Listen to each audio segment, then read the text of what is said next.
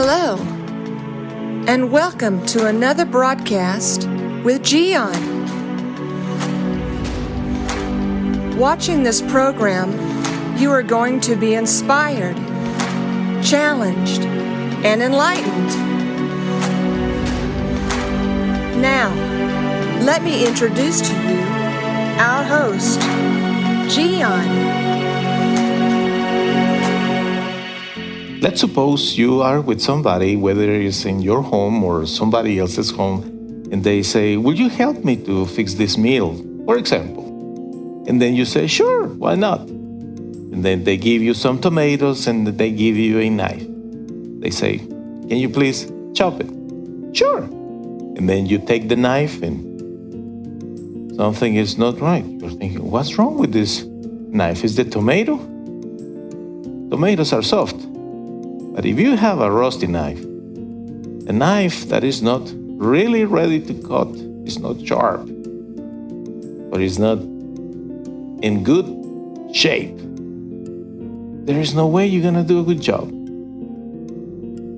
Don't you find yourself quite often with all your tools in that particular spot?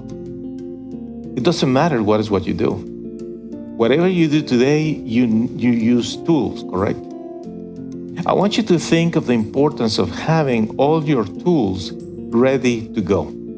Because there is no way that you will do a good job when you don't have your tools ready to go. So that includes many things like, how are you going to carry your tools? You need to have your tools in the right place. You need to have your gear ready, clean, organized. That's the problem. So imagine, whatever is what you do, if you don't have the tools in good shape, ready to do what you do, are you going to be able to perform a good job? I don't think so. And let's face it, what is the feeling that you have when you are being asked to do something and you know how to do it, but they don't give you the right tools, or you don't have the tools that you need to do that job? And then you have to improvise. Sometimes when you're trying to improvise, you just get upset and really frustrated because you say, "If only I had the right tools." And quite often, my friend, it is your fault, because you are not taking your time to review your tools, to study what are the tools that you need to do your work. Whatever is what you do.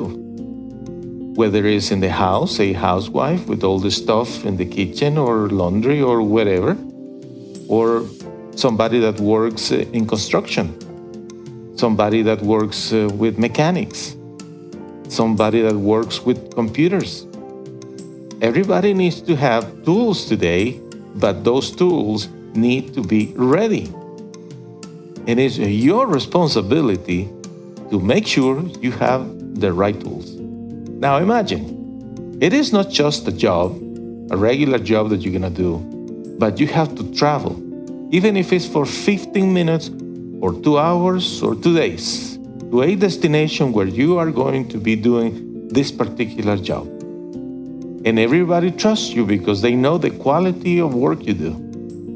But once you are in that place, then you realize you don't have the right tools.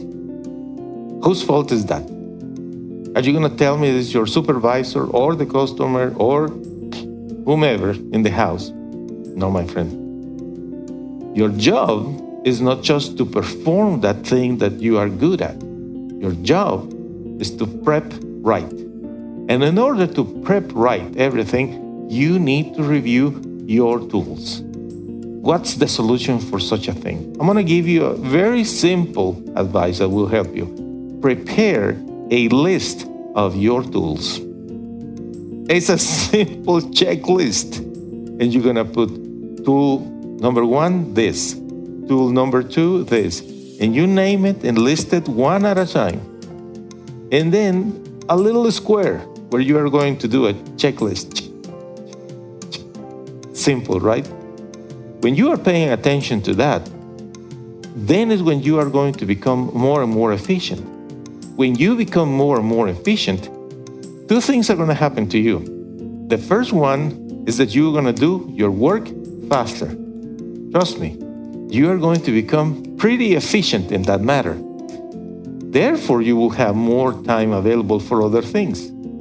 And the other thing that is good when you are efficient is that whomever hires you loves it because they know you get the job done and you do it quickly, without problems, without complainings. Not like those that never pay attention to their tools. They never review the checklist of the things that they need to bring to the job that they are going to do. It's until when they are there that they realize, oh my goodness, I forgot this thing. That is the difference between those that are paying attention and eventually become professionals in their field. Baby, let's see if you can do this. Yes, search app, Gian TV. You got this, honey? It's on. That's right. Man, you're a genius. Old people get so happy with something so simple. By Giancarlo Vincitoro.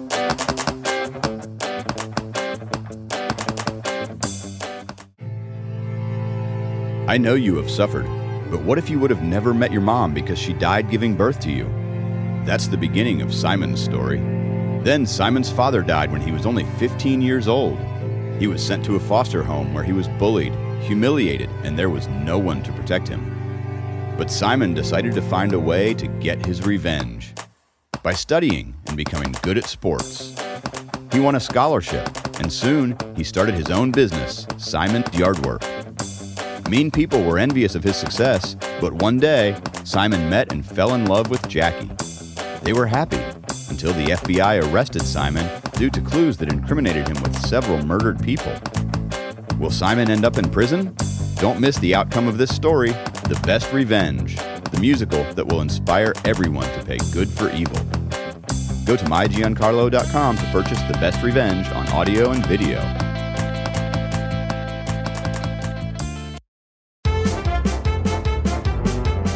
Hey.